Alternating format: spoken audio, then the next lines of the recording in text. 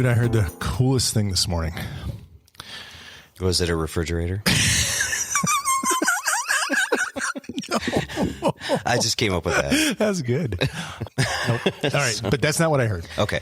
So I recently turned 50. You know that because you were at my 50 year birthday party, and so I've been like going through the whole like midlife thing. Mm-hmm. And I know that you're a wizard or whatever, so you went through that like 4 decades ago or something. And I still have to go through it. You have to go through it in the future sometime. Every day. But I heard something that I'm going to see if this resonates with you. It totally resonated with me. At late 40s, early 50s, we are adolescent old people. Oh, yeah. So we're like the freshman class of the old people.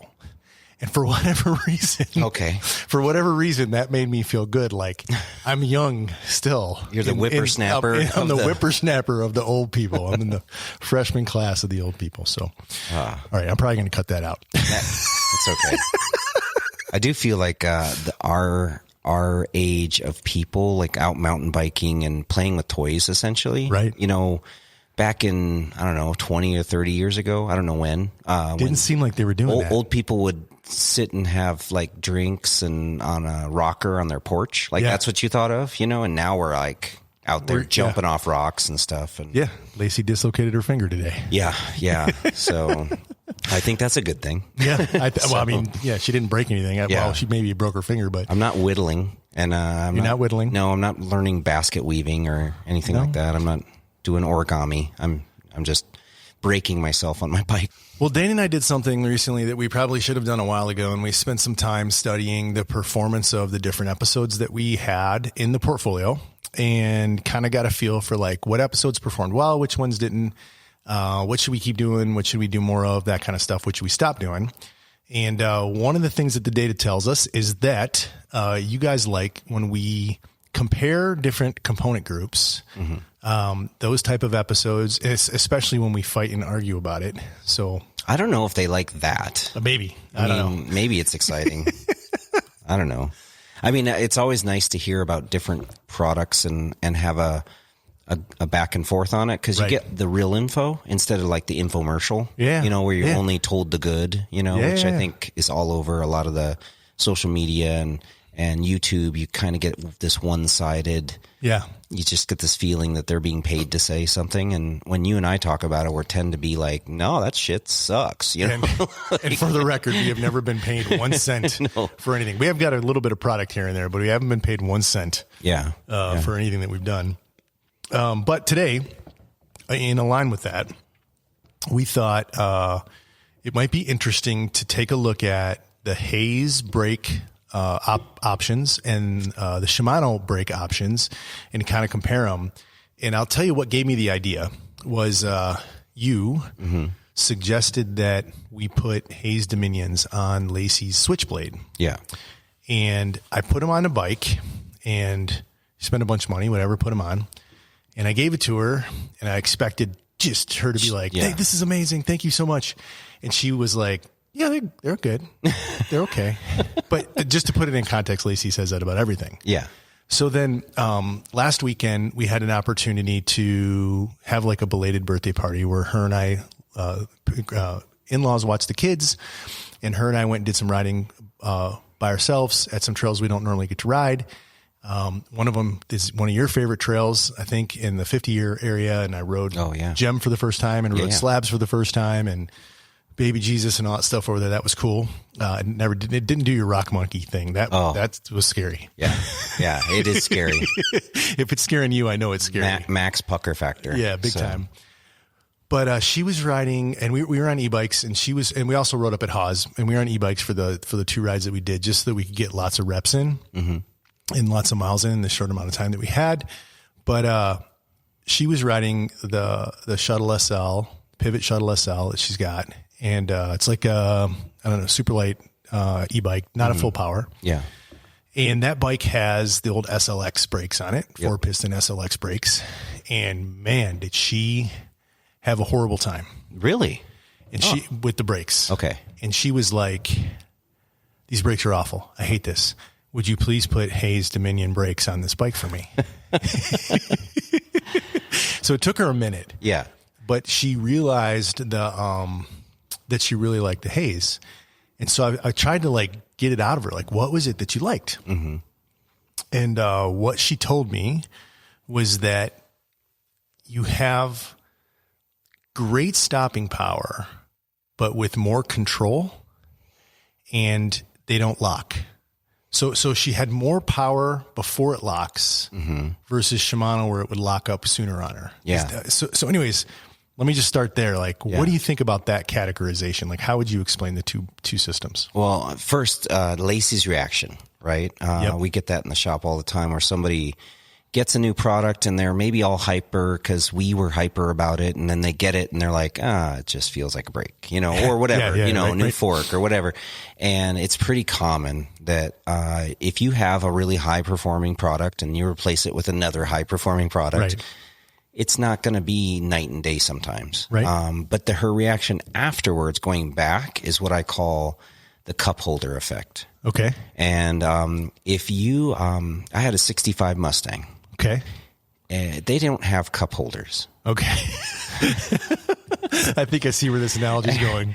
When you get used to, it was a stick shift. When you get used to going to Circle K and grabbing your soda, and driving with your windows down on the weekend, drinking your soda, putting in your cup holder, which you don't have anymore, you realize what you're missing.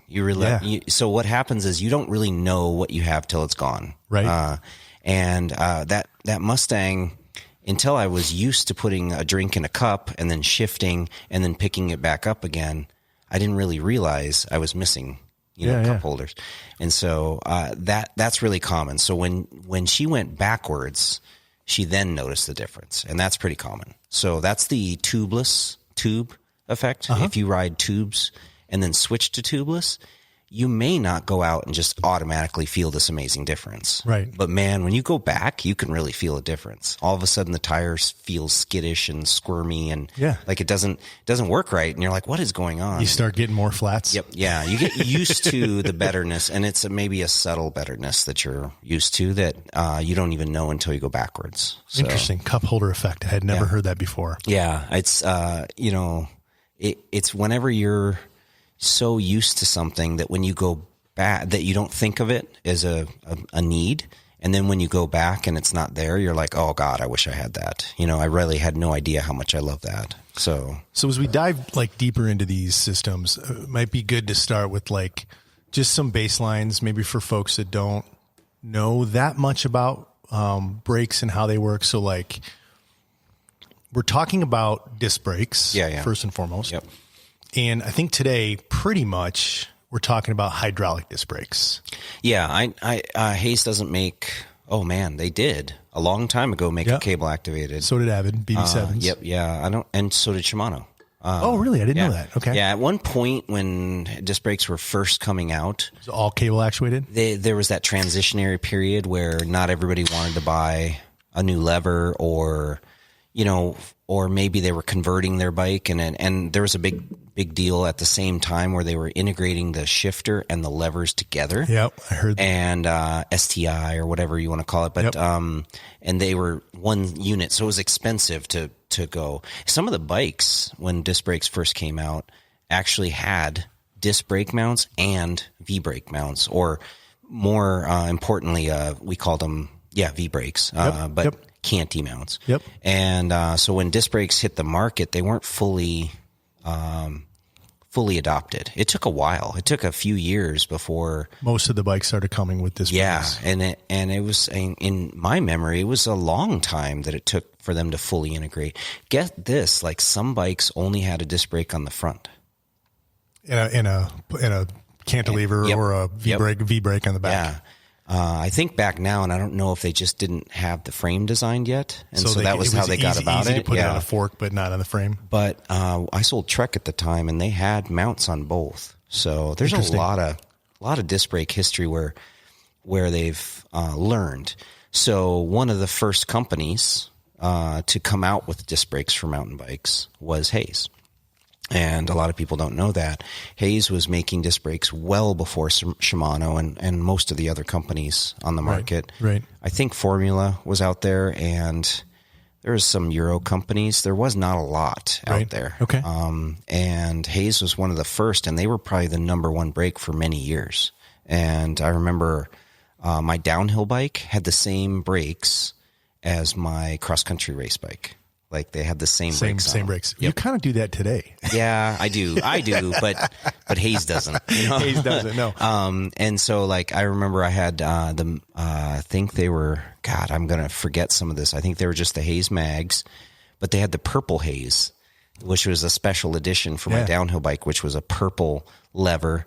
And so it's funny because now they do have a special edition purple Hayes brake. It's so funny. I never put the purple Hayes together with Jimi Hendrix. Jimi Hendrix until just now. Yeah, you've always talked about the purple Dominions, and I'm just like, yeah, no, it's purple Hayes. Great, they're purple Hayes. Yeah, okay, exactly. I get where it comes from now. Yeah. Okay, so for today we're talking about hydraulic disc brakes. Yes. Yeah. So maybe we can talk a little bit about how those work, just so folks understand the different parts of the system. Sure. And then there's a couple different options and the number of pistons. So maybe you can take us through just like what are the different parts of that system? How do they work together? And then like, what are the different options? So a little history on disc brakes, because they were trying to figure this out. Hayes early on had developed a reservoir and a bladder system. Hayes, if I remember correctly, does a lot of big brakes for big industrial equipment, but also I think Harley Davidson. Okay. So they do brakes in other industries, and so they had a lot of know-how. Other companies like Hope was one of the early brake. They didn't quite know what they were doing, and they were some of their first brakes. They made what I'm going to say is an open or a closed system. And so closed system basically meant that there was no air and there was no expansion.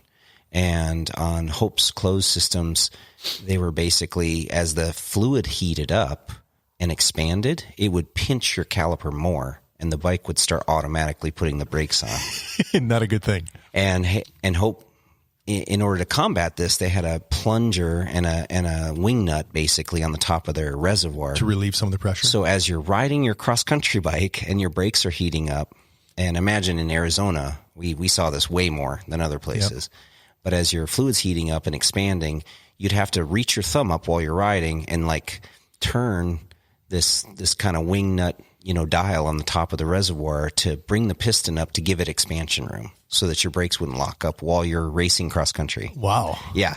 So there was a whole like Wild West of disc brakes. I feel like there still is. They're continually working on that. Working on it. So are today's systems open or closed systems? Today's are open systems with a reservoir. And so what that does is any expansion allows the fluid to go up into a reservoir and not affect the lever pressure or the system pressure. Yep. And so when you heat up your brakes, that's the goal is that reservoir is there to accept the heat. The expanded. Yeah, exactly. Expanded fluid.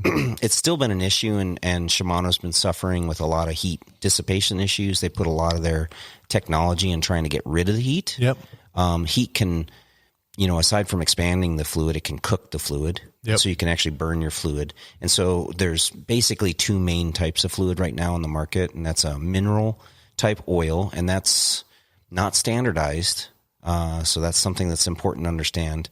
And then there's a dot system. So so when you say not standardized, that means that there's actually different types of mineral oil, and you can't just like go to the grocery store and take that mineral oil and put it in your brake. It's not designed for that. You could, but you could ruin your brakes. Yeah, gotcha. And you could also pee in it if you really wanted to, but you shouldn't. But you could ruin your brakes. Like that. Like anybody who's like, oh, I can put water in my brakes and they'll work. Yeah, whatever, dude. You may ruin your brakes or they may not work right. Like basically anything that you put in your brake system that isn't what the company tells you, you could possibly hurt your brake, and you would be fully responsible for it. I almost feel like we should test out urine in a braking system at some point. I don't feel like that's something we should do at all. I think that's not at all what we're going to do.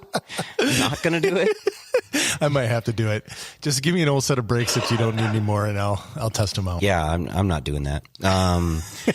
So early on, I can't remember which one. We had these. You did it early on? No, I always do it early on. I got these really high zoot, like super like machine, like lightweight brakes. and they were prototypes, and there was no info on them. Of course, they came from Asia, and there was absolutely no info. It's like an AliExpress purchase here? No, this was before that. Okay. But this was one of our manufacturers that was making these like stupid light cross-country disc brakes. And my job was to evaluate them and see if they worked and make sure that they were safe. And nowhere did it tell me what fluid to put in them. So you didn't know what the fluid was? And because they come preloaded typically, right? Yeah. And they had a brake pad that was a copy of another popular brand that uses mineral oil. So you just assume. So I put mineral oil on them. Well, turns out they were dot fluid. Yeah, they were dot.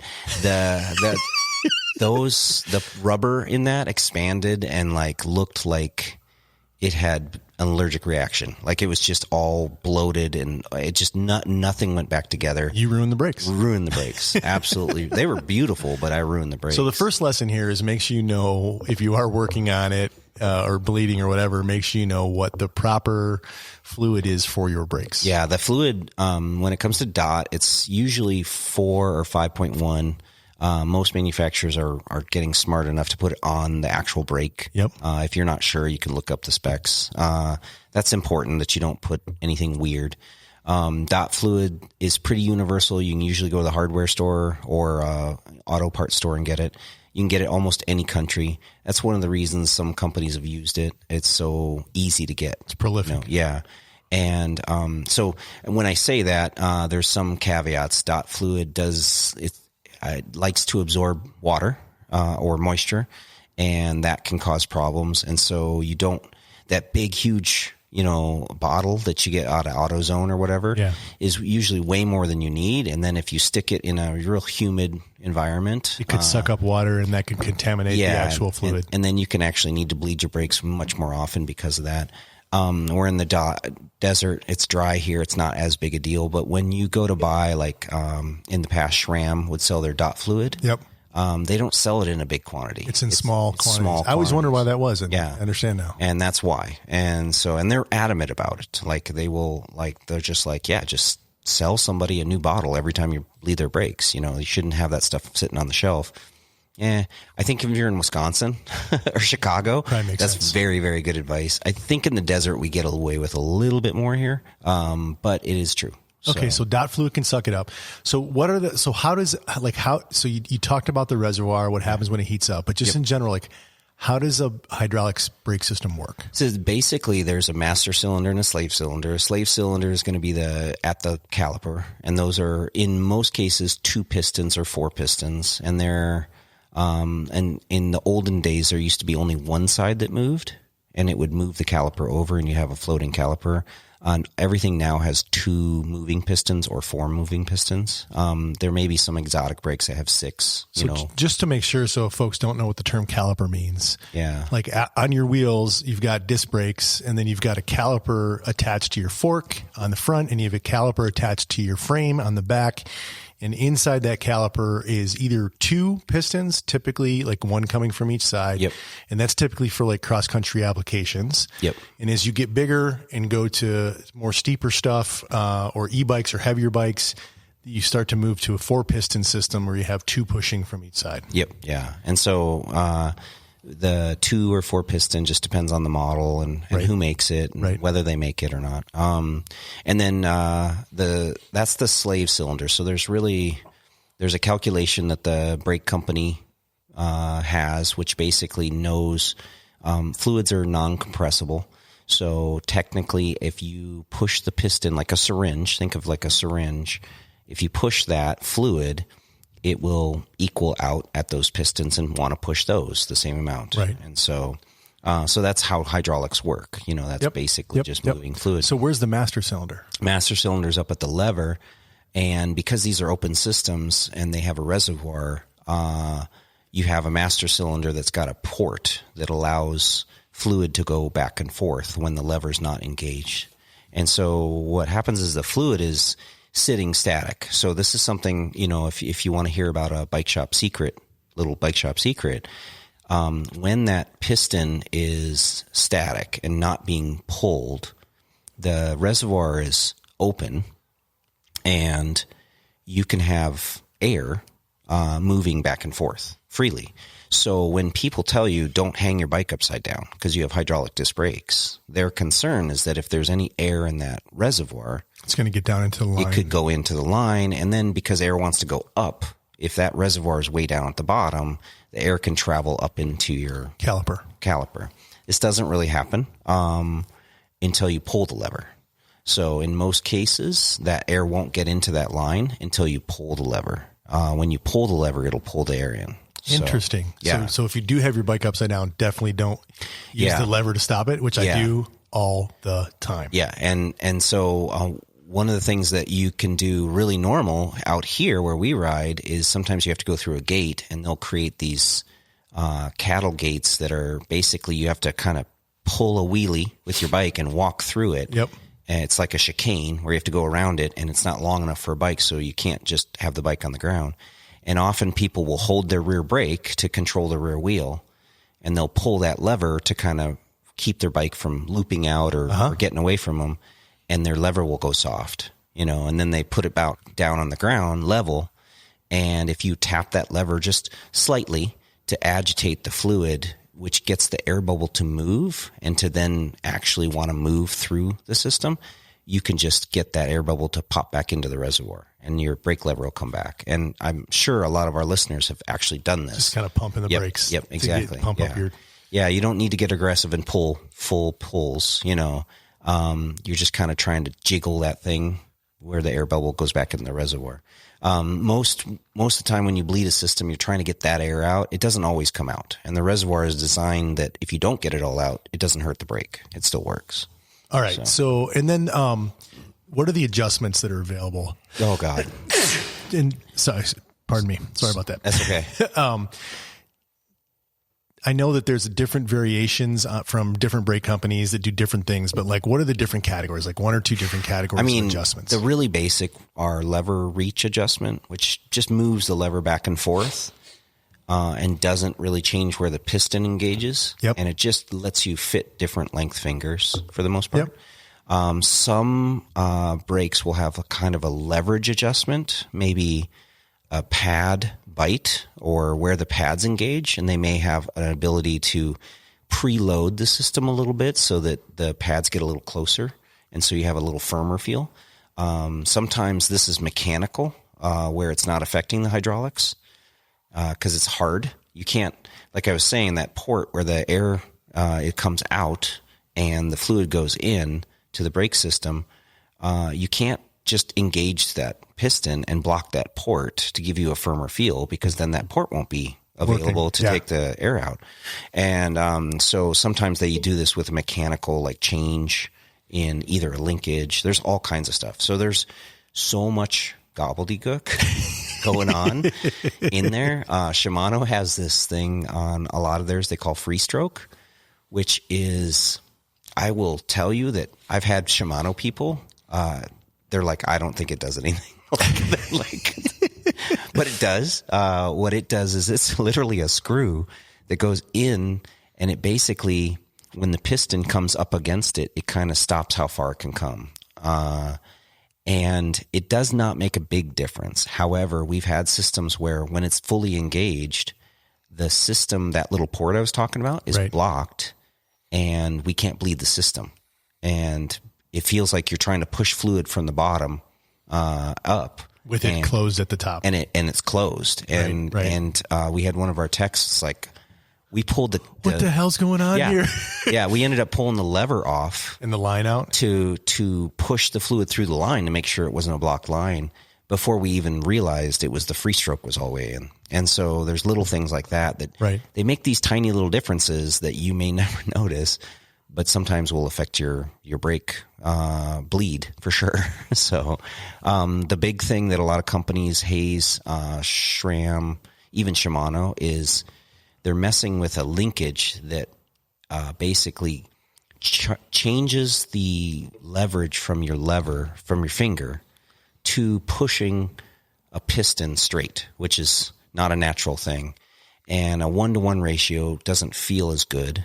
And so they're trying to create through linkage, these tiny little linkages in the lever, different feels, Right. And this is so now we're going to talk about kinematics of your brake lever versus kinematics of your suspension design. Yeah. And it is. And ergonomics, right? Yeah, so like that's not even the kinematics. ergonomics. So like some of them have two levers, that are real short, and some are real long, like a full hand. Some of the cheap Shimano brakes we put on commuter bikes are like full hand brakes, Right. And it's really complicated system, and there's a lot going on in there. So how many fingers are you supposed to brake with? Whatever stops you. There's I think a pro that I was just reading about who uses 2 fingers, uses their middle and ring finger, and not their index finger to brake, which would drive me nuts, And I tend to use my pointer finger, indexed. Right? I think most people do. And that, my right? middle finger. That's usually what I do. Use 2 fingers? Yeah. In most cases. Really? So, yeah. So it's natural for me to put 2 on there. All of my training, all of my coaches have all told me, they broke me of the 2 finger braking and said it has to be 1 finger. Has to be 1 finger? Yeah, that's what all my coaches taught me. I don't know. Well, I mean, maybe that's why I suck. I don't know. I think it's just a personal thing. So interesting. All right. Well, we are not a coaching website or podcast here anyways. But the angle, is like people will tell you this is how the angle it needs to be because your tendons and blah, blah, blah. And wrist, then Jackson Goldstone goes out and just slays everybody with these goofy looking levers, and then my one friend that rides like that, it's like, see, that's how you're supposed to ride. I told you. Yeah, exactly. And it's is that Justin? Yeah. Okay, of course it is. But it has nothing to do with that. It's really what you're used to and what you like and what's comfortable and what you learn. My theory with Jackson is that he started at such a young age that his levers were like that as a little kid. Because they could not be. Because they had to be, for his hands to reach. Because my kids are like that. They have their brakes way more flat than down. And as he learned at such a high level, at such a young age. That's what he got used to. He never wanted to change that. That's my theory. I could be full of BS, but that's just my theory. I don't think there's any mechanical advantage. The other prevailing thing is that if you have your fingers kind of sit on the levers and they line up with your forearm, you're just not bending your tendons as much, and it's healthier for your body. And I don't have a problem with that either. Right. I think that's a good enough reason too. It's really just whatever works for you. There's no right or wrong answer. So. I'm going to stop myself from going down a rabbit hole on Jackson Goldstone's new grips. So we'll save that for a later podcast because I almost went down it, but I caught myself. All right. Okay. So, 2-piston, 4-piston brakes. We talked all hydraulic disc brakes. We talked about some of how the system works, open systems. Oh, you want some interesting info? Go for it. How much do you think they have to change the lever when they go from a 2-piston to a 4-piston? So would this be how much do they have to change the pull ratio? Well, yeah, like how much different do they have to make that lever to accommodate for whichever caliper? It feels to me like it would require more on the 4-piston than the 2-piston because you're moving more. So you need more fluid. More fluid, and you need probably more leverage to move that much fluid. That's my guess. There's no difference. No difference. No difference. If you take a Shimano 2-piston, brake lever, and hook it up to a 4-piston caliper, they're the same. It's levers. It's the same lever. So that blows my mind. Because for the reasons I just said. Exactly. Yeah, it does. It blows my mind. So I went down a rabbit hole because we were talking about power, and I use 2-piston brakes. I use 2-piston Hayes Dominion brakes on most of my bikes, and we don't recommend you do that, by the way. But keep going. Yeah, I do. Well, Dane is weird. No, it's not that. I look at more how a brake has power. Yeah, and I'm looking more at what its power output is rather than how many pistons. And so, for instance, I did a comparison. I did a video on Guru where I just compared the Hayes Dominion 2-piston brake pad to a Guide 4-piston brake pad. And the Hayes 2-piston brake pad was much bigger. So the Guide 4-piston was much smaller. So the debate came about whether or not the surface area has more to do with the braking power than how many pistons there are. Did you come to a conclusion? I did, that its surface area has more to do with it than the amount of fluid that's being moved, because it's the same amount of fluid, and that's why the brake levers are the same. Interesting. So the 4 pistons allows you to have 2 things. Sometimes they'll alter the piston size. So sometimes in the caliper, there'll be a bigger one and a smaller one. Bigger one on each side. On each side, yeah. And that is supposed to give you 2 different feels, almost a modulation, which means that the brake is going to engage at one firmness and then engage at a second firmness. I'm not 100% sure how much that actually happens, because some of the companies now are balancing their pistons and having the same size pistons. So I think that's still in the Wild West. Bro, when I suggested this, I had no idea how deep we were going to get or how much you actually knew about the inner workings here. I'm super impressed, by the way. I could draw you so many pictures. All right, keep going. I'll cut you off. I just wanted to give you a compliment real quick. So surface area is tricky, but then rotor size. So like when it comes to braking power, how much does the size of the rotor matter versus the braking surface area versus the power? And a general consensus, I believe, is like the bigger the rotor, the more braking power you have. Yeah, you agree with that? Yeah, that's pretty true, and that's one of the oldest tricks that we've always had to increase the power of the brake. And I would believe that like a bigger rotor is going to have more impact than what's going on in the caliper for braking. Yeah, power. I think for a lot of people for many, many years, we found that bigger rotors made the biggest difference. The biggest drawback to the rotors when they go bigger is they get farther away from their attachment point, and they can have more deflection and warp. Right. And so they're harder to maintain and keep. They get rocks. Not only that, but they just tend to be noisier. They tend to have so much degree of float back and forth and not be able to be perfectly straight that you tend to have more rotor pad contact. So when you're riding, you hear that.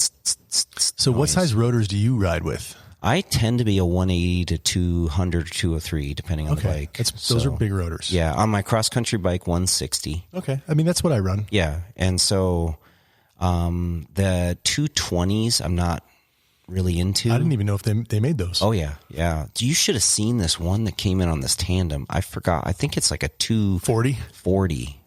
It made huge. It was so big. It's like a dinner plate. It was bigger than the Eagle cassette, which is, but it was so big. Like I had no idea they made them that big. But that's what she said. That is what she said. And, really honestly, when it comes to all of these, is that for you or me? You said it. Oh, okay. So, when it comes to all of these little ways to get more braking performance, they can all be combined in different ways to give you different characteristics. Uh-huh. So when people are not happy with their brakes, it's not always just get different brakes. It's sometimes, the big thing that bugs me lately is just people don't even want to look at a 2-piston brake anymore. Like they just turn their noses up at it. If a bike has a 2-piston brake on it, they're just like, oh my God, I would die. Like you even said that. No, I believe that. And, yeah. And I'm giving you credence because I actually heard the North American product manager from Shimano in a different podcast say that today. Say what? That he thinks that he's running 2-piston brakes and that they're way more powerful, and he put a bigger rotor on it and they're way more powerful than you would think. Yeah. The big thing is how you brake and where you use your brakes. So I'll give you a good example. I've been experimenting with brakes lately. You know this because you're with me as I go careening by and can't stop. But I've been playing around with these Hayes 2-pistons, and they're called the A2s. And I have a couple different sets, and some of them are titanium, and some of them are just aluminum. So the A2s would be that's their 2-piston aluminum brake. Ones, and the T2s would be the titanium ones. Exactly. Two different models. Yeah, and titanium, when we say that in a Hayes brake, it's just the hardware. It's just bling. And I think the T2s also have a carbon fiber lever. Yeah, I like it because it says Reynolds, and I ride a lot of Reynolds stuff, so it's cool. Okay. So, did you know that Hayes and Reynolds are the same parent company, and Manitou and Pro Taper? Didn't know. Pro Taper. Wow, that I didn't know though. Yeah, okay. Yeah. It's a big company, and I often say this. I was trying to get them on the podcast, so I'm doing a little public call out to Hayes because I'm like, you should. I want to do a podcast with Hayes because they're really a big company. Yeah. They don't do the best job of marketing.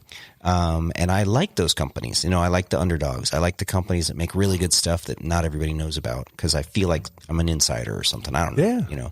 And I don't know that calling them an underdog is going to motivate them to come talk with us though. I think what I noticed is after we did a podcast with Vittoria, I am seeing them a lot more. Yeah. I saw them at the 24 hour. I see them on some of the YouTubes. I see them way more active in the marketing space. Yeah, we can talk at some other point about all the other podcasts that seem to be following our lead. Yeah, I know it's our own paranoia, and there's no substance to it. I keep sending Dane texts. I'm like, look it, they copied us again. Yeah, they got our number.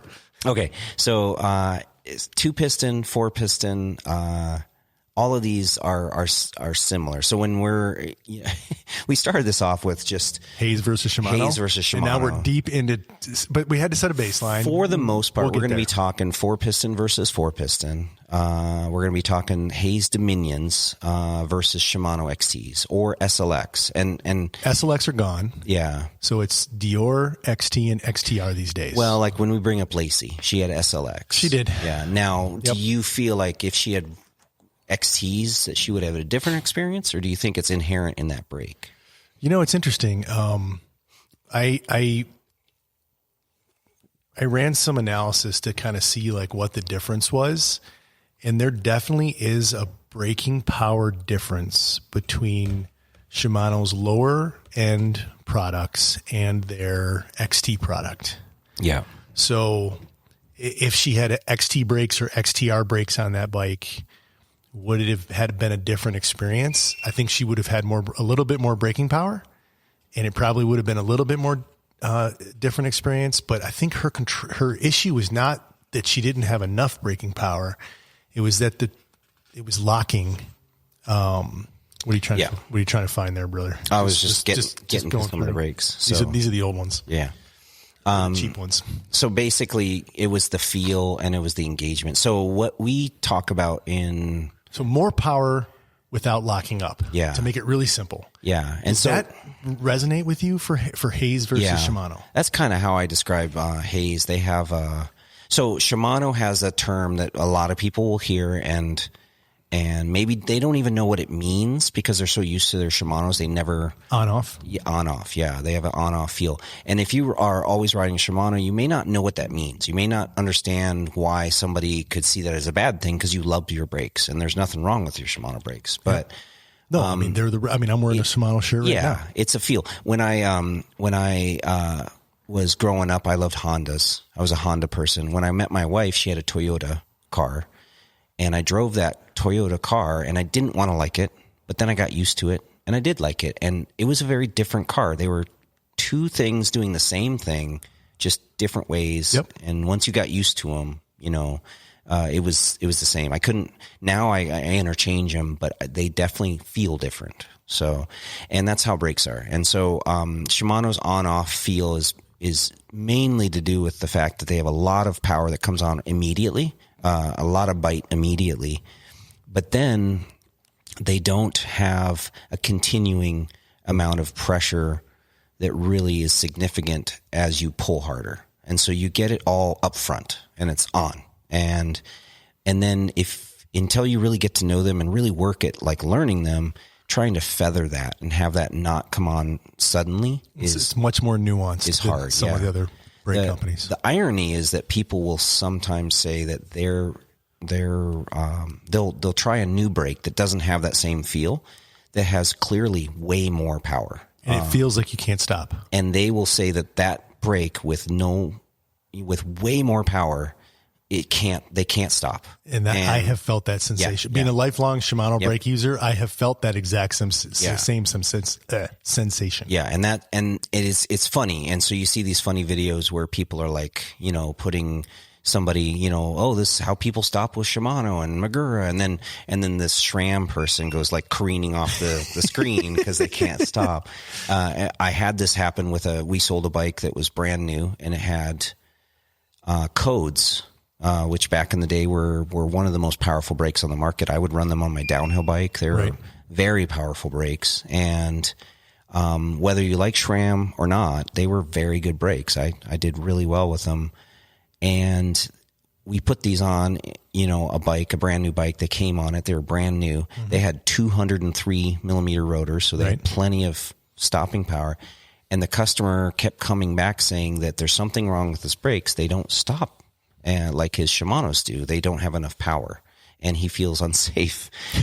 And I'm going out in the parking lot, and I'm riding them, locking them up. I can do fines. I can do stoppies. I'm having no problem doing wheelies.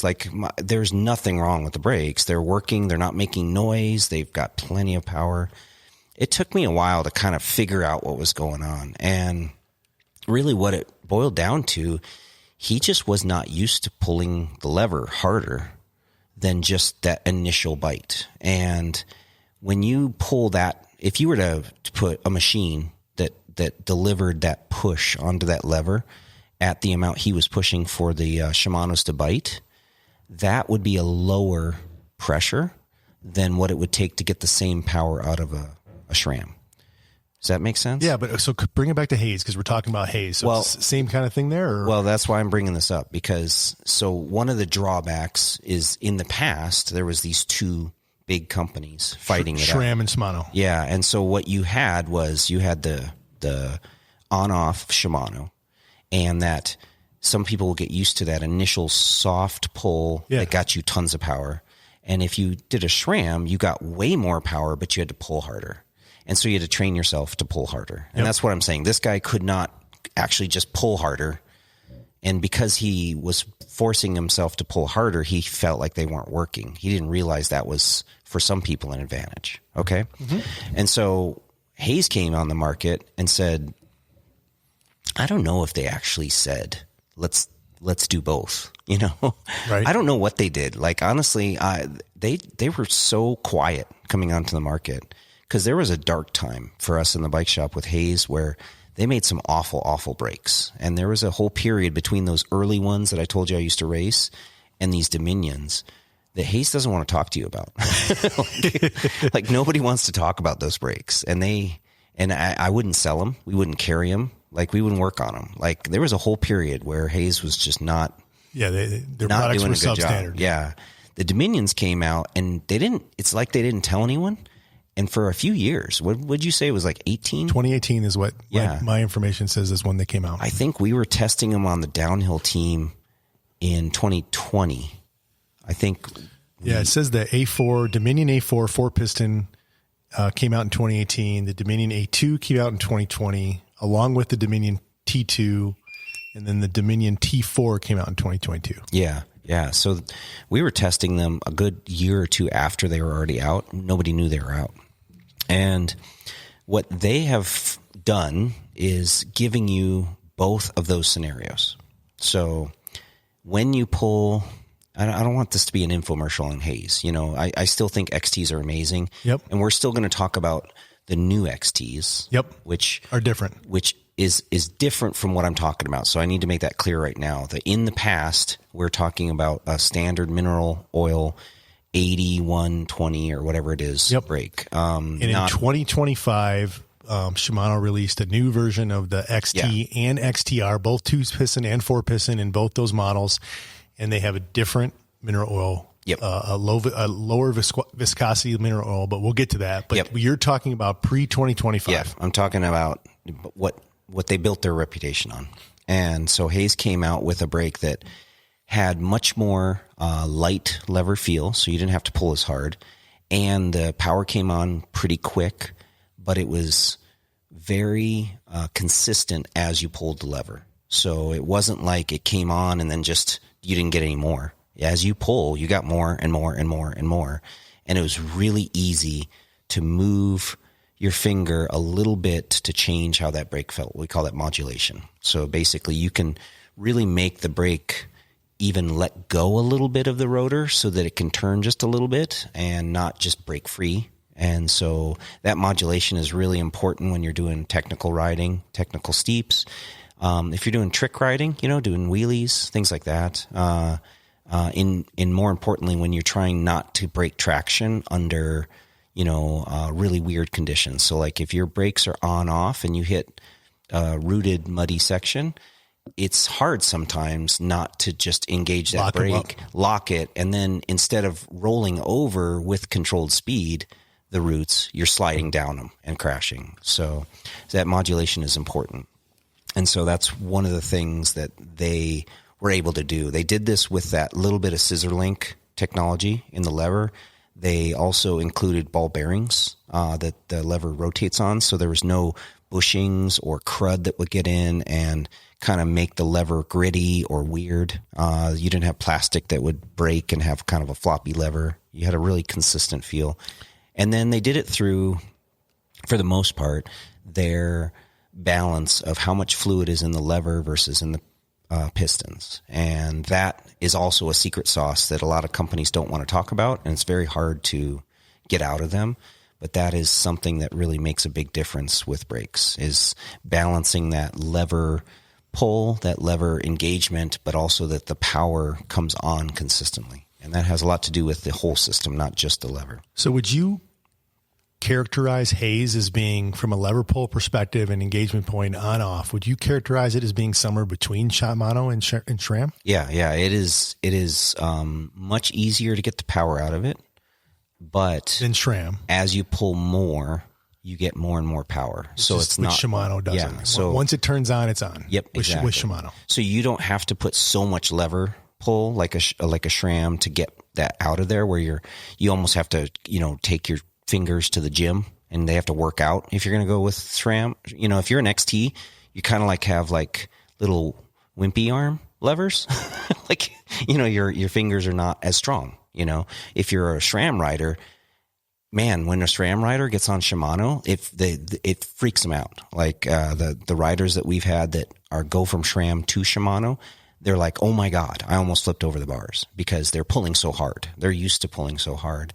And Shimano riders have the opposite effect. When they go to SRAM, they're like, the brake doesn't even come on because they're not pulling as hard, And it's just getting used to the brake and learning how to ride the brake. How to work with it. Yeah. All right. So just for the sake of simplicity, let's just pick one from each model that are comparable. So let's say Dominion A4s. Those are four piston. That's their number one trail enduro gravity kind of brake with Shimano XT. Yep. 4-piston. Yep. And they're kind of, if we go down the categories, they're right about the same price. Yeah. Similar. They're like $250 a wheel. Yeah. So it's not a cheaper versus more expensive. So, and they're also pretty close in weight. The XTs with no rotor I have here at 300 grams, and the Dominions I have at 310. Oh, that's so they're cool. Just right there, really super close to each other. Nice. If we look at the fluid that they use, the Hayes are using DOT. Yep. Yeah. And the Shimanos are using mineral oil. Yep. And in the new version that came out in 2025 of Shimanos, they're using a new mineral oil that is a low viscosity mineral oil. Yep. That also enabled them to change the seals, which they believe helped smooth out the piston or the not caliper. What is it that comes out? Yeah, the piston at the caliper. How it goes in and out, how it returns. Yeah. They also got rid of the ceramic pistons, which we're very What are they happy made about. of? Yeah, because I've broken those in the past. But what are they made of now? Is it metal or is it I think it's another poly. composite? I think it's a composite. It's another composite, but just not the ceramic that would break easily. Not 100%, but it's not ceramic. That's the important part. Yeah.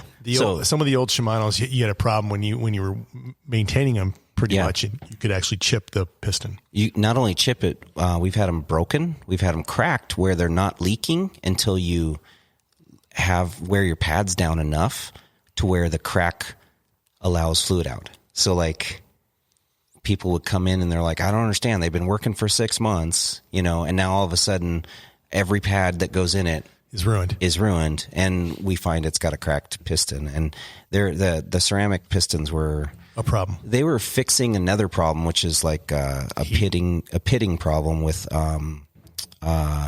alloy pistons would kind of pit. So as they're ridden outside and they're you're halfway through your pads, your piston's proud from the outside of the seal. Yep. And it's exposed, and they pit and they get corrosion on them. And then when you try and push them back, they either tear up the seal when you're resetting them for new pads, or they get stuck or sticky. We called it sticky piston. Right. And then that piston wouldn't move freely, but the other 2 or 3 would. And then you get all kinds of weird, you get all bad performance. Weird rubbing, and like they work great at the bike shop. I picked it up. I rode in the parking lot. They were great, but like 5 miles into my ride, they're rubbing again, and that was a frustration that a lot of people had, including bike mechanics, because they did work great in the shop, but we didn't know why the one piston would just stop moving. So public service announcement there. If you didn't pick up on it, you cannot use the same brake fluid in 2024 and older XT or XTR brakes as you would with 2025. It's a different type of mineral oil. Well, and to my earlier remarks about mineral oils and how they're not standardized, anytime you have a brake that takes mineral oil, you need to really follow the manufacturer's recommendation. If you're going to go to your buddy's house and have him fix your bike because you don't want to take it to a bike shop. He's talking to all my friends right now. I'm not. You kind of are. I'm not, but I am referencing some people that we did have this experience recently, and where, my buddy down in, where I live, he just fixes all of our bikes, and we go over to his house, we have some beers, and he just fixes our bikes. Just be careful, because if you put Magura mineral oil in a Shimano, you may have issues. You may not. There's a lot of hacks out there where people combine them.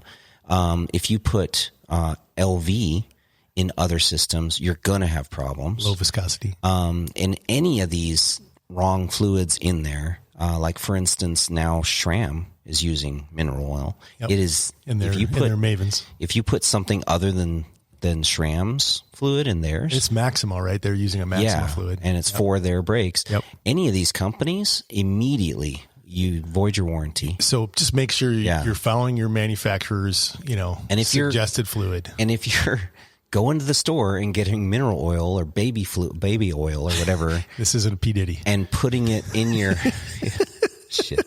If you're putting this in your brakes to do a YouTube video about how you can, then it might work once. It's just, I don't know. $500 brakes. Do you really want to ruin those? Yeah. It doesn't take much to make sure you're putting the right stuff in there. Okay. So we're kind of comparing the XTs, 4-piston XTs, the 2025 version, to the Dominion A4s.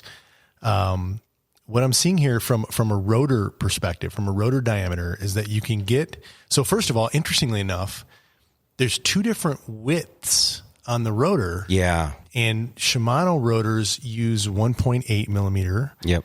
And the Hayes ones are 1.95 millimeter. Yeah. Or 2.0. Or 2.0. Because I hate that. 1.95. I like round numbers. But I'm actually using Shimano rotors on a Hayes brake system on Lacey's Switchblade right now. So, what I've noticed in my extensive using of these products is, we're comparing these products. Okay. Yep. And let's not get off track. We talked about the power. We talked how there's more modulation on the Hayes side. Shimano's have a good bite. Yep. They're similar weights. They're similar prices. Yep. So if I was a customer, what's going to make the difference to me, right? On which I would buy. One of my drawbacks, I would say, with Hayes is they are not as easy to bleed.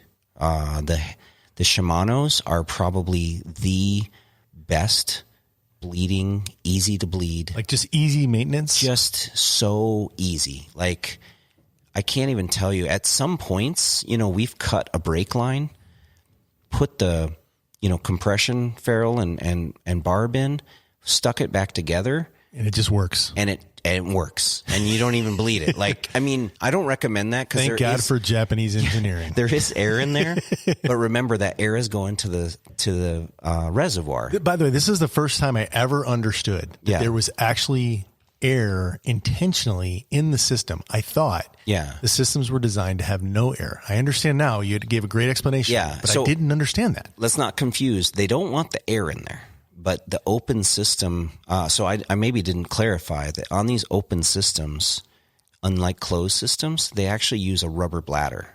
Okay, so it's not necessarily air that's moving; it's the bladder. The bladder expands. It gives it room. Got it. So, but in most cases, the reservoir is a stopgap. So you're not supposed to have air in there at all. You're not supposed to, but the chances that you do are very good. And that the system can actually pull air out, boil the fluid, and actually create an air bubble that will then hopefully rest inside the bladder, up to the reservoir. Yeah, okay. The bladders in most cases are on top, and they are just. I got it in the reservoir. Makes sense. So the bleed process. One thing that Shimano has done that a lot of people don't know about, they had this really cool brake one year at Interbike, and it was an XT brake where they made it out of poly plastic, and they had it fully operational. So you could see it. So basically the caliper and the lever were poly, and everything worked, and they had air bubble in there that you could watch move around. And what they've done is the amount of time and effort they've put in the caliper and in the lever to create no places for air to get stuck on. It's a big deal. It's a big deal. And it makes the air bubbles really want to get out of there as fast as possible, either while the bike's being ridden or in the bleed process. And they just have done a very good job. They are the GOAT when it comes to easy to maintain and bleed. So on serviceability, that was one of my areas that I looked at, and we kind of went out and looked at all the different reviews that were out there, and gave it a five star scale. And the analysis here says 5 stars for serviceability for the Shimano XT and XTR. We're talking just XT, but only 3 stars for the Dominions. Yes. Yeah. And I would say that's our experience in the shop and my experience personally. I've been on the trail with you. Had to stop, pull my wheel out, and reset my pads to get whatever air is in my system. I've seen you do that. Yeah. And you hung it from a tree. Why did I bring this up when you brought up rotors? Why did you bring it up when you brought up rotors? Well, I was going to talk about something we never got to, which is the availability of different rotor sizes. But I first had to stop and say, hey, there's actually different rotor widths. And I said Shimano uses 1.8, SRAM or Hayes uses 1.95. You said 2.0. Quit saying 1.95. And then you went down a rabbit hole, and I've lost the bubble, so to speak. So the reason I took us off that and we went down the rabbit hole is because one thing that I've been trying to figure out is why are Hayes a little more finicky? Why do we have more issues? In general, it's very common that when we're installing a new brake system, especially if you're putting a lot of fluid in the system, you can get what's called aerated fluid. And that means that there's just a lot of microbubbles. We call them microbubbles in the fluid. And those microbubbles sometimes don't really present as a spongy, like big bubble. They're just distributed throughout the oil or the fluid, and you can't tell where they're at. They're so small that they just on each of their own don't have enough elasticity to create as much sponginess as when they all congregate into one bubble.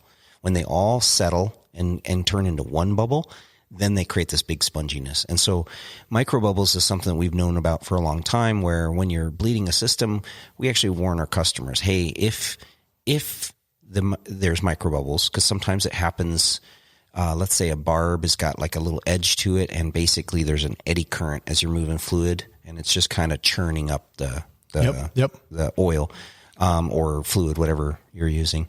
There's a lot of different ways, that can happen. Manufacturing defect, where that little port, where the fluid's supposed to come in and out of, maybe has like a irregularity. Yeah.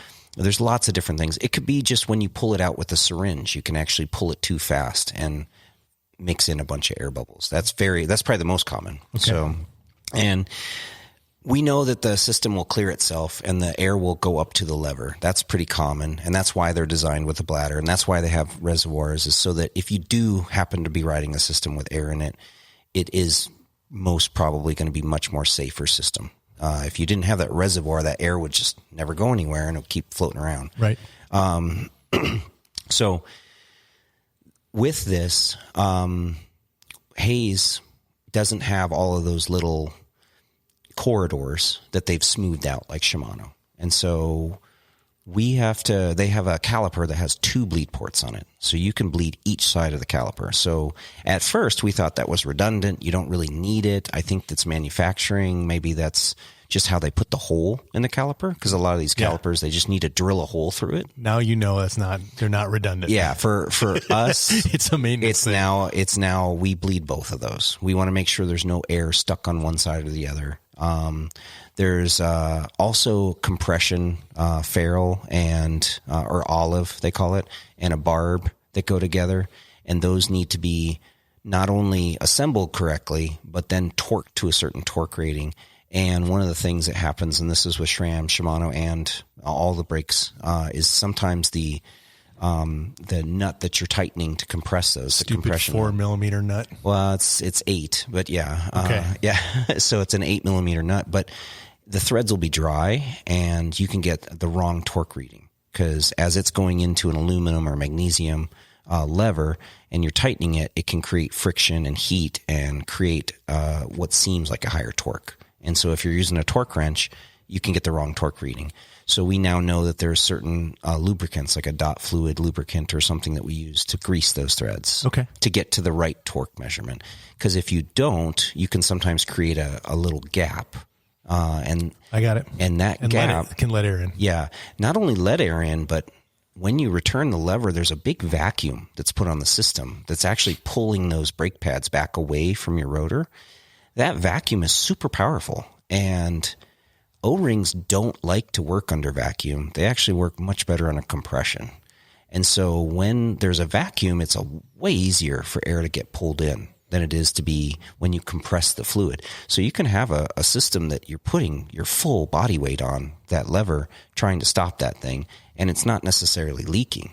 But when it's returning, that O-ring or that interface may allow for the littlest air to get sucked back in. And so all of these companies are trying to figure this out. But these problems that you're talking about are specific to the Hayes side of the equation. Nope. In our comparison. No, they're actually problems with all brakes. Okay. But the Hayes has them more. We're trying to figure it out. We're still trying to figure it out. Are we doing something as a shop? Are the brakes doing something? Like, what is going on? One of the things that came up is the rotor size. So what I've noticed with my Hayes is I love weight weenie rotors, which are narrow, like a Shimano 1.8s, sometimes even thinner because I'm reusing them. And they've been worn down a bit. And they've been worn down a little bit. And I think they're so trick and light that I don't care, and I put my brand new Hayes on there. So you put the brand new Hayes on some old ass Shimano or some other brands rotors. Yeah. And what you can do is you can accidentally push the pistons too far. The pistons will pull basically. So imagine that piston now has to get closer and closer and closer. And there's more of that piston extending out of the caliper towards the rotor. And that creates area behind it that has to be filled with fluid. And that fluid now is dropping the level of fluid in my reservoir. So now my bladder, instead of expanding out when it gets hot, is sucking in. And if there's any air up there, it's sucking that into the system. It could suck that in, and it may just run out of fluid.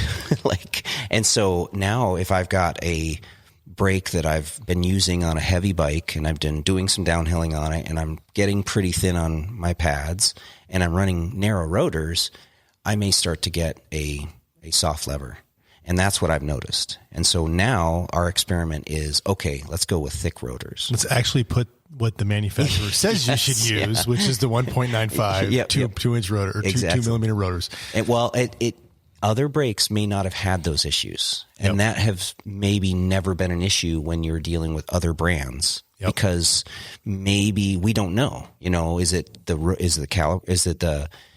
how much fluid is being displaced? Is it the size of the reservoir? What's going on? Like if they have big, huge reservoir and you never ran out of fluid, I don't think it would happen. Right? Yep. And so that's my theory anyway. So I don't have those kind of questions with XT. With XT, there is a totally different problems with XT. Just to be fair, you need to summarize those. Okay. So number one is the XT squeal, like the noise the XT Shimano's brake. And we hear it in the bike shop. We can tell you what brakes are on your bike just by hearing your brakes. Like it is so common. And for some reason, it's another issue that we see where Shimano pad material seems to be really, really porous and seems to contaminate way easier than other brands that we've dealt with. So this is interesting because if you look down at what the reviews say for noise, I think that's when there's not a problem. So under normal conditions, the XT brakes are rating 5 stars for noise. Yeah. And the Hayes brakes are rating 3 stars for noise. I think that's under normal working conditions. Okay. I think the squeal will always be, there's a problem. You have contaminated pads. Yeah. And you're just saying that you've noted, your hypothesis is that the Shimano pads get contaminated quicker. So easy. And does it matter if it's steel or resin, or is it both? It seems to be both. I think what it is the pad material just accepts something way easier than others. There's all kinds of people that'll tell you just stick them in the oven or you blow torch them or don't do any of that. Just replace them. But that's what I mean. There is so many we've talked about people trying to fix this problem. Why aren't people saying this is a problem? Yeah. And it does not seem to be an issue on other brands. Now, you put any brake in the wet and they make noise. And maybe some brakes will do better when they're wet than others, but they'll all make noise. That's just how it is. Like you just can't stop that sometimes. And sometimes noise comes from alignment, like if you don't align the caliper perfectly. Sometimes it can be pad, it can be the rotor. Like if you do have a different rotor, some of the older rotors didn't really have any thought into the venting. They would sometimes put designs on them and do whatever and just drill holes, and they didn't really put any science. That's about heat management. Yeah. Get to when you say venting. Yeah. And then the other thing that tends to affect the noise is usually contamination. So is there another, besides the contaminated pads, is there another thing with Shimano, just so we could be fair? Yes. So the other problem that we see all the time is what they call wandering bite point. And so, which they claim, I haven't seen it yet. They claimed in 2025 the redesigned pads or the redesigned 2025 XT and XTR brakes have solved that problem. Yeah, I don't know if solved is that. I think they've reduced it quite a bit. What they said was that the wandering bite, their data showed that wandering bite really was tied to certain geographic areas in the country. And they believe that their brakes performed differently based on the elements that those brakes were under. And that in certain regions, the wandering bite point was a big problem. And in other regions, people didn't notice it at all. So I would agree that. Well, here's why. So I rode Saints on one of my downhill bikes. And when I got that bike, I remember we sold a set of XTRs to a customer. And he would come back and tell us that 1 minute they're rigid and the next they're soft. And he's like, I can't ride these. They're unsafe. And we actually warranted 2 sets of XTRs for this customer. Yeah. And I'm like, I don't know what's going on with this guy. I have never heard of this. And then I took my brand new downhill bike with brand new Saint on it. This was probably 2015. And by the way, it's the same. I know, since the Saints that are still out today from 2012. I know. And I'm at Angel Fire, and I'm on my runs. In northern New Mexico. And I have this weirdest feeling that the brakes feel great. As I'm braking, I let go through a corner, and then hit the brakes again, and they feel rigid. And like my levers are not at the same place. They're not pulling at the same rate. I'm like, what the hell is going on? I let go of them for 2 seconds, luckily because I could, and then they were normal again. And I'm like, what the hell is going on? And basically they call it the wandering break point. Basically the wandering bite point. Bite point. The fluid is heating up and cooling down. And so what I was doing is when I let go, it would let the caliper cool a little bit. And remember that fluid is expanding in the caliper and that was keeping basically the brakes close. And so if you look at Shimano, they have done a lot of work to try and get rid of heat in those wandering brake points. It didn't help. I had the full-on Shimano top of the line Saint rotors with fins. The pads had fins. Everything had fins. It was designed for heat dissipation. Yeah. Did not fix it. And I pulled those brakes off after that weekend and never rode them again. I sold them in a heartbeat because people want them, but I could not handle that wandering brake point. That bite point. Sorry. That bite point did not ever happen on a trail because I never heated those brakes up in Tucson. And so where you can get that to that heat point and feel that difference and how heavy you are, how much you brake. Remember, I brake a lot less than other people. I brake quick, hard, and let go quick. And I don't drag my brakes, like a lot of people will. So that's real cool. They don't heat up as much. So I think what they're saying is that it's really hard to nail down what's causing it, but I think it's heat. And they've been working on that for many, many years. And in 2025, they say, I haven't ridden them yet, but they say they've solved that with the new ones, with the low viscosity mineral oil and these new seals has solved the wandering bite point. And it was interesting. One of the questions they got was, should I, if I've got XT brakes and I'm enjoying them that were pre 2025, should I replace them? And the answer was, well, if you are experiencing or have experienced wandering bite point in your geographic area, then yeah, this will solve it. But if you haven't, you probably won't notice much of a difference. Yeah. And I think that's fair. So I think that's probably pretty fair because I had two different experiences where I wouldn't see it and then where I would. And it really had to do with the type of riding that I was at and where I was at. All right. So let's summarize what we talked about. Okay. They're about the same price.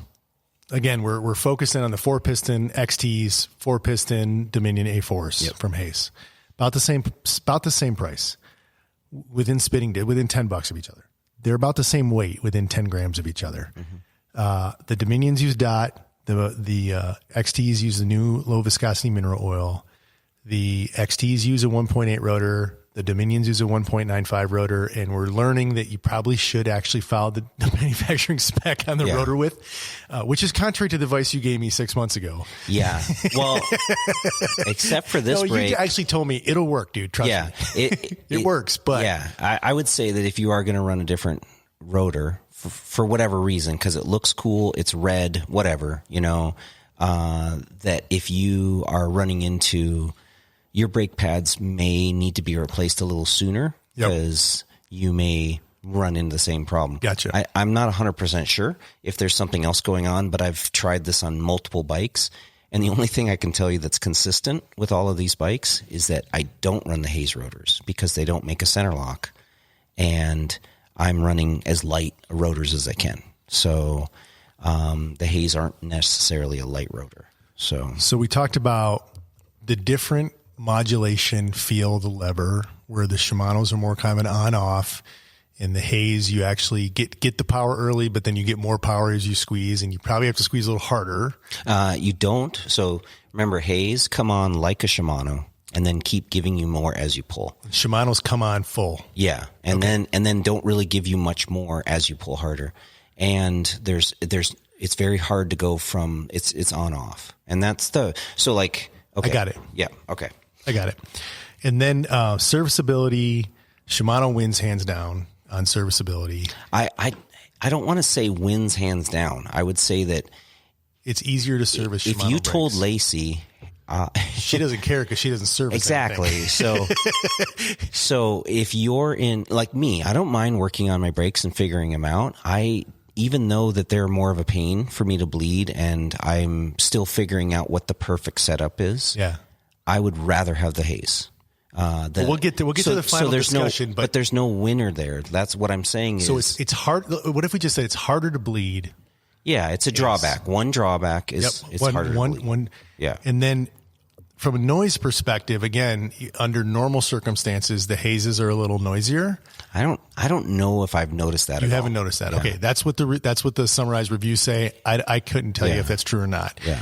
But definitely you've got lots of experience that says that the Shimano pads can get contaminated easier than the haze pads can. Yeah. And I've experienced that myself. Yeah. That's been a known issue. And so like if we really do a summary on XT, the biggest problems that Shimano has been ceramic pistons. Yep. Those are gone. Heat dissipation and wandering bite point. In theory, those are gone. Yep. And the contamination issues. Still don't know. Yep, exactly. Yep. Those are They didn't change the pads though, I don't think. No, they have new ones, but I think you can use the old ones in them. But okay. But I would say that the things that they did really address, the wandering bite point and hopefully and no ceramics, so you don't have those whole problems. Anybody who's had to replace a whole caliper because their piston cracked, that sucks. That's an expensive. It really sucks. Change. And then I would say the other thing is basically the on-off feel is supposed to also be helped with their new lever link inside. And so it's supposed to give you better modulation. So if they get those three things in the new ones, I would try the new ones. I would try the XTs because those are the three things. Still haven't talked about the pads though, and that brake squeal, and that drives me insane. Yeah. Okay. So you run haze. Yeah, I run haze and SRAM for the most part. Yeah. And I run Shimano. Yep. Yeah. And I think everything we've said today, I've experienced, because I have Dominions in the fleet as well, from the difference in serviceability to the difference in noise, to the contaminants, to the different feel.